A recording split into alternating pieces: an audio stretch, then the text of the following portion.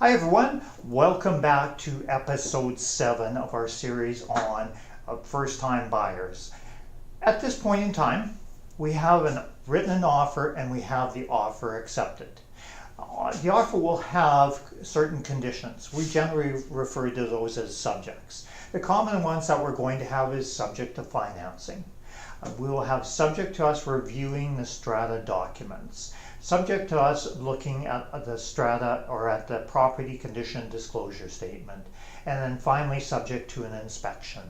An inspection is going to cost typically $350 to $400.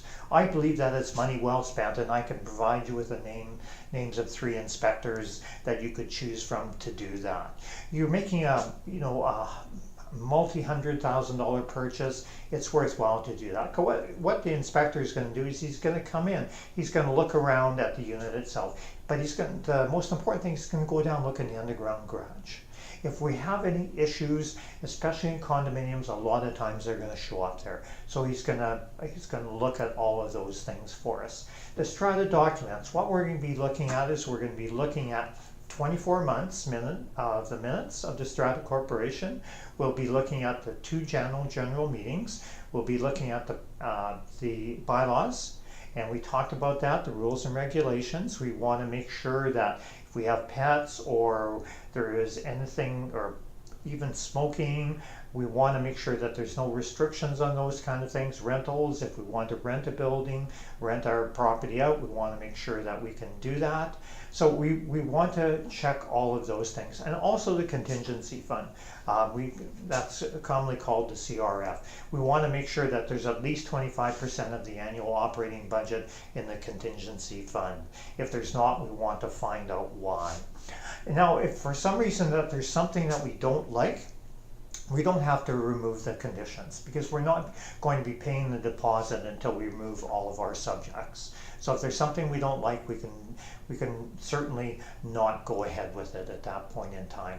Now, if there's something maybe that we don't like but we can live with, we can actually ask for a reduction in the price. So that could be condition, let's say there's something we don't like about one of the strata rules or regulations. So we could actually ask for a reduction in the price at that point in time. And then what we're going to need as well is, once we've removed our subjects and we're satisfied, we're going to need a bank draft for the deposit. And the deposit is typically between 5 and 10% of the purchase price. So just make sure that you have that money available. Now, the other cost we're going to have is the cost for a lawyer or a notary. And generally, a lawyer and a notary are really around the same price, but they're going to be in that $1,000 to $1,200. Now, we possibly will have some property taxes that we'll need to pay depending on the time of the year, and possibly part of a strata fee if we're moving in mid-month or towards the end or the beginning of the month. So if you budget for around $2,000 for those expenses, that should be sufficient. Now, on our contract to purchase and sale, typically our dates are for closing are 2 days before possession. Sometimes they're 1 day before possession. The reason that is a lot of times the seller will need their money to buy something else to move in. And they're not going to give us possession until they actually have their money.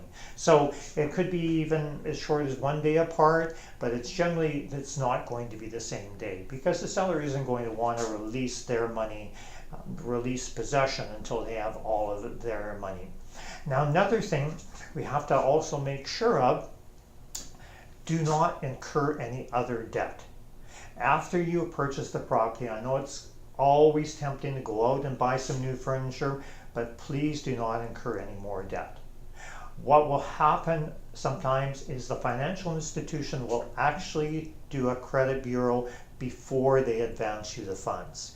And if they see some extra debt, you may actually not qualify. So resist that temptation to actually go out and spend more money before we close.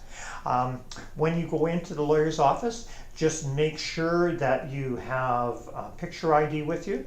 So you're going to need some ID to identify yourself, probably the same kind of document like a driver's license that you gave to me when we first started working together. And also as well, let's say for instance you have a property, and let's say we're closing on a property on, let's say, the 23rd of the month. What will happen is the 20th, 21st, something like that, you'll get a call from your lawyer and notary, and they'll ask you to come in and actually sign the documents. And then the day before or the day of, they will require the balance of the funds. And that'll be the difference between your mortgage and the purchase price. So make sure that you have that money ready. Other than that, not too much else that you need to do. What I do is I'm following up on the transaction all of the time, answering all of your questions, because you will have questions. And so once you've signed everything at the lawyer's office, all we're doing is we're just waiting for the move-in and for the keys. And that's just the greatest and the best part of that. And it still gives me a lot of joy, especially when I'm working with first-time buyers. Anyways, until next episode, Bob Kalo, Remax Treeland, 604-720-4777. My email is bobkalo@remax.net. Until the next episode.